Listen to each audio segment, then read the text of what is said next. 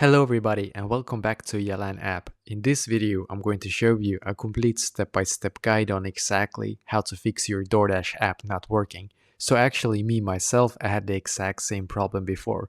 Before my Doordash app for some reason was not working, but I did this one thing that I'm going to show you, and after that, it actually started working again. So what you're going to do, you're going to firstly close your Doordash app. And instead, you're going to open up your settings app. So go into your settings app, and now you should be taken to this page right here, as you can see. And now what you're going to do on this page is to just scroll down, and then you're going to click where it says general. So click on general in here, and as you can see, you should now be able to view this page. Scroll down just a little bit and then click on storage.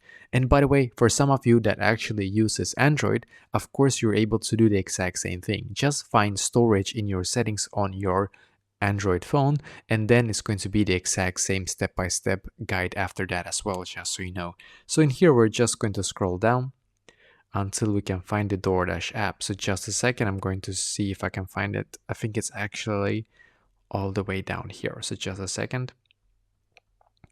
So just scroll down and try to find the Doordash app. So I think I missed it. So I'm just going to click on the search symbol in the top right corner, and I'm going to search for it instead. And as you can see, Doordash right here. So I'm going to click on the app, and then what I'm going to do, I'm going to click on offload app. And then once again, I'm going to click on offload app in here. Just wait a couple of seconds and then click on the blue button here once again. So as you can see, it says loading now on my Doordash app, and that means that your Doordash app is currently going to be updated to the newest version. So I did this, I waited for it to completely load, as you can see right here. Then I went back into my app, and now it was working for me. So I hope that this will also be working for you as well.